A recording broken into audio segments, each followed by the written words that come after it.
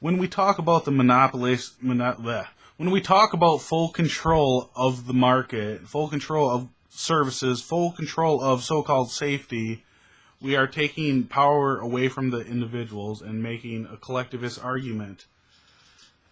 Yeah, Adam, you mentioned collectivism, and I have this story that's in my archive, and I think I'll take this as the right opportunity to bring this to the listeners. This is an example of what collectivist thought achieves. The collectivist thought believes that no person is more exceptional than another person. That if I assert that I own something that I produced, I'm wrong. I produced that thing for others, and collectivists throughout history, they've used violence, they've used enslavement to achieve what they would call altruistic ends, but we all know that violence does not accomplish anything. Violence, to accomplish an altruistic end, it fails to reach its aim by its very application, and we'll advance upon that idea in time, but let me read this story to you. T-shirt spat could sideline Israeli athlete. Now, I believe this is from the USA Today sports section from a couple weeks ago. I don't know the author, you'll have to look that up yourself, but the Israeli national women's basketball team says one of its players could be kept out of the European Championship this month because of a bureaucratic disagreement over her religious observance.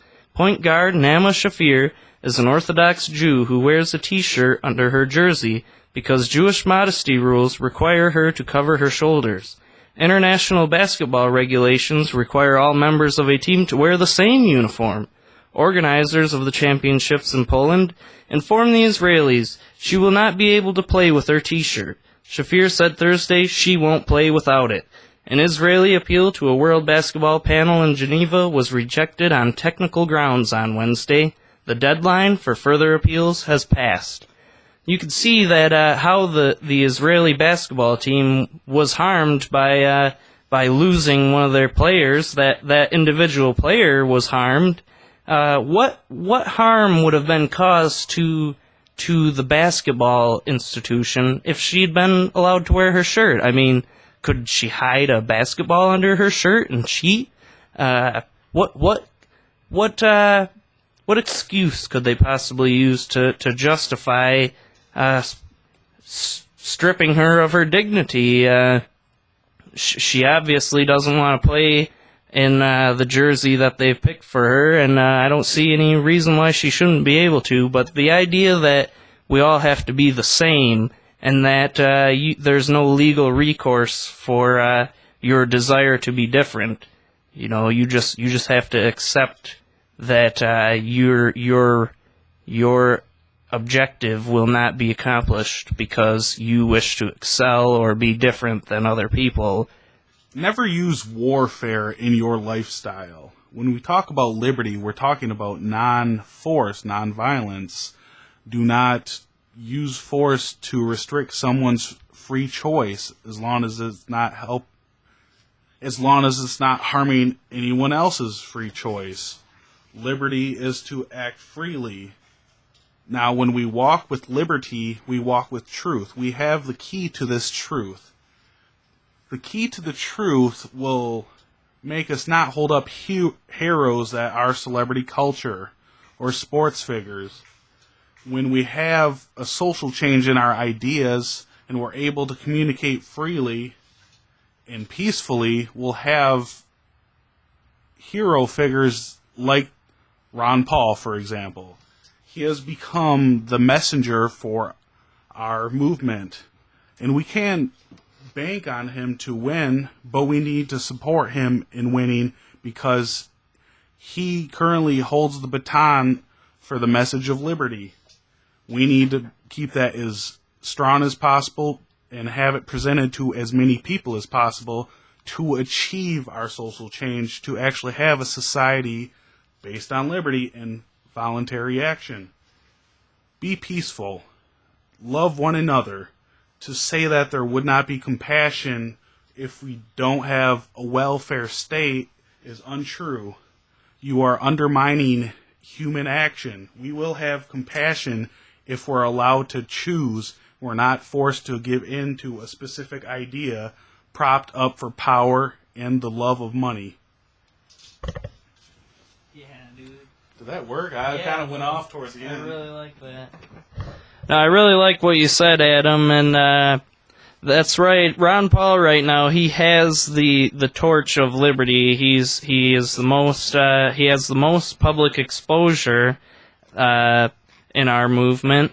And I realized a while ago that, you know, Ron Paul he's getting older, and this is his chance to pass that torch of liberty onto our generation or you know, anyone who will pick up that torch.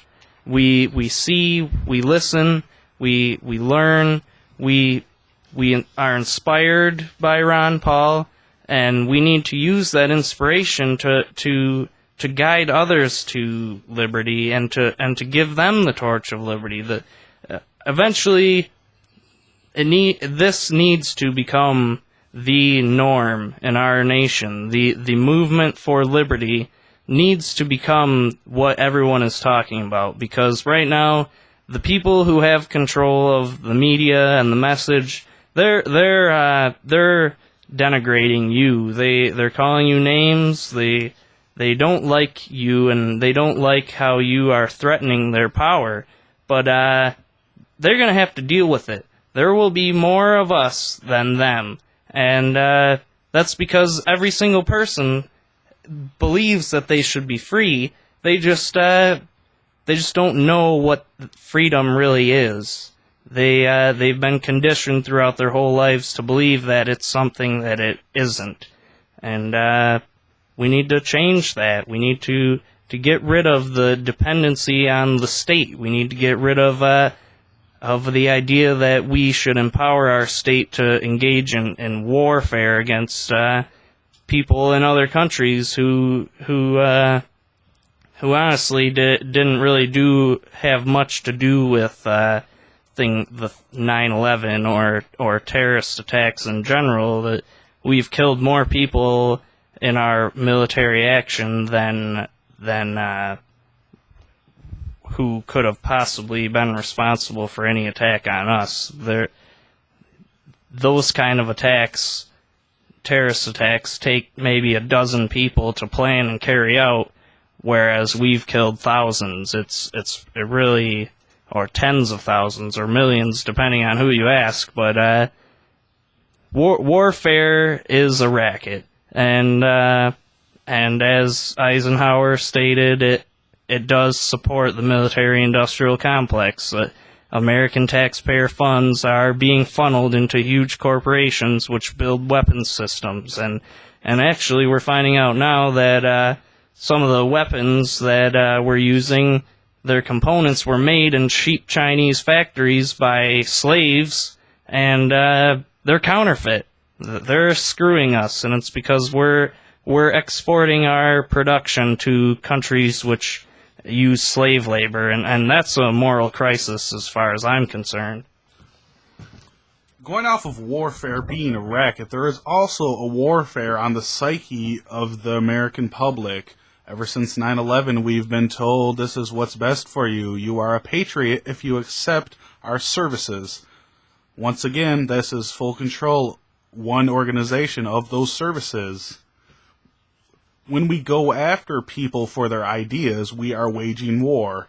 We currently have a culture that proclaims to be a free nation, yet we incarcerate more of our inhabitants than anywhere in the world for nonviolent crimes. We are in the middle of war of information, war of ideas. We have perfect timing. We have the internet, the worldwide public forum, which we can use for liberty. After 9/11, there was a lot of things that changed. For one, technology rose. There was a teenager in New York City that saw it all, and he took his personal responsibility, personal ambition, and created a movement.